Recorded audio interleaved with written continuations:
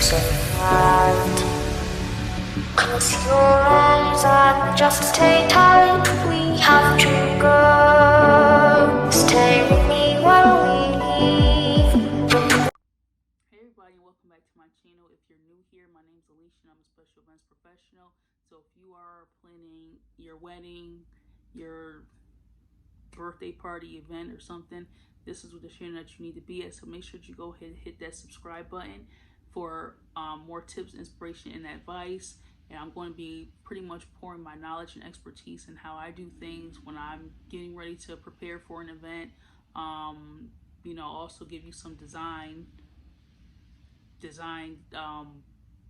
inspiration.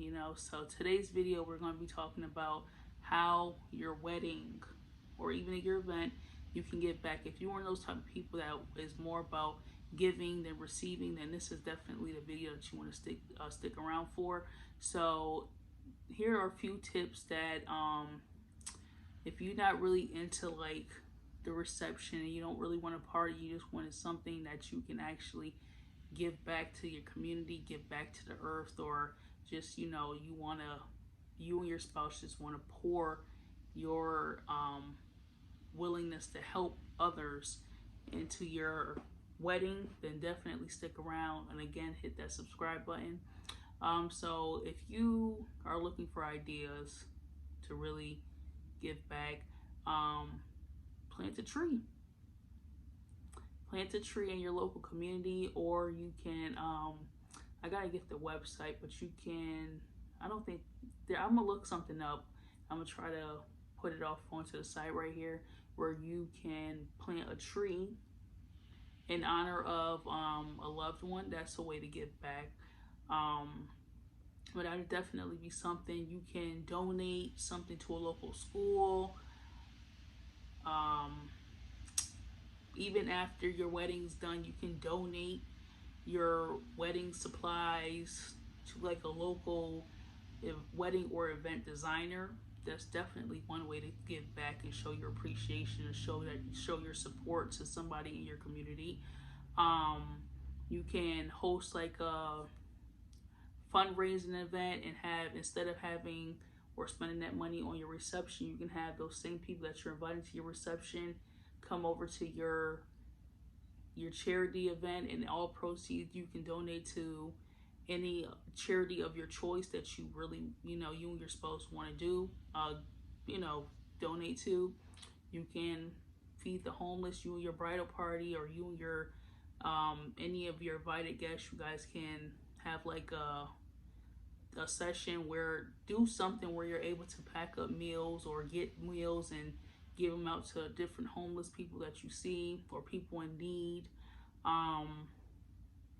You can host like a paint and sip thing, just to bring people together. Like you could do like a couples night paint and sip party, something smaller, encouraging couples to come together and spend time together and mingle with other couples that you all may know, or maybe that they never met before, but you guys know, it's like you're like a mutual person, bring couples together for that night out. That is definitely giving back because you're giving them time to themselves, away from their kids, away from their environment.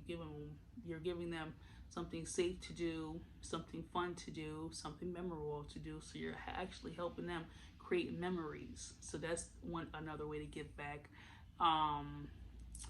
You can host like a huge barbecue. How some people even bring gifts, say no, we don't want no gifts, we just want your love and support. So come, show that at our barbecue that we're having.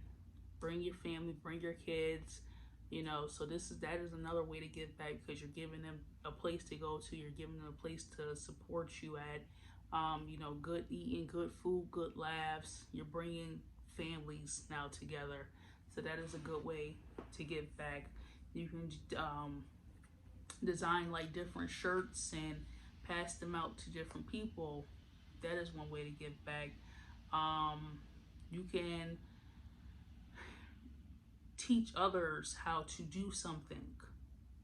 Okay, even if you choose not to monetize it, you just want to do it from the kindness of your heart. Teaching somebody a skill that you're proficient in is a way to give back. So if you felt like planning your wedding or this event was just an easy breeze for you, or you have like certain people that you use that you want to other people to use, so you're pretty much pushing small businesses a little bit further because you're putting them in front of people that did not know that these companies existed. You're writing great reviews for these small businesses. You're sharing their content.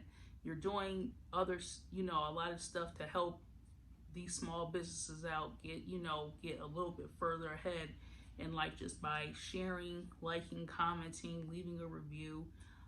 So that is definitely one way to give back. You can get with like one of those local community businesses in your area. I think it's called Habitat. Correct me if I'm wrong.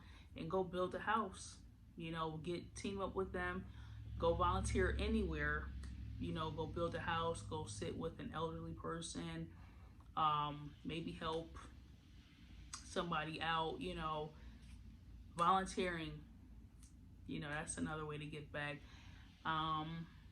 People always think that after like their reception's done, any of the old food that they have, oh, I want to give this food out to homeless people. I want to see if I can donate it to a homeless shelter. I just want to, as a catering coordinator, I hear that all the time.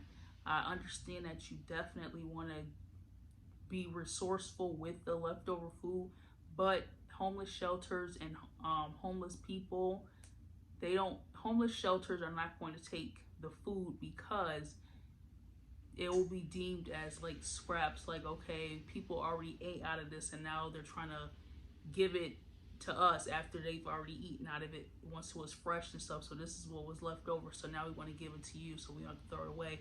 It's been dug in and breathed on and stuff, so that's scraps, so it has to be discarded. And I'm pretty sure, as appreciative as a homeless person would be, they are still human and they don't want your leftovers. Just like if you were to see this homeless person in a restaurant as you wouldn't just take your empty plate. Let me show you. You wouldn't just take your empty plate and scrape it off into their plate because they didn't have a big meal, or that you saw that they were still hungry. You're not going to do that, so you shouldn't treat them. You shouldn't do that with them just because they're out on the street. So that's actually not one of the ways to give back. I was just putting it out there because I hear that question all the time. After I'm done doing an event, people come over and look at all the food that was left over, and immediately the questions have come out. Oh my gosh, this is so much food. What are you guys going to do with this food? I don't want to see, this is so much food to be thrown away and stuff like that. But you may think that it's just wasteful to be thrown away, but you don't really realize that animals are always in trash cans and dumpsters and stuff.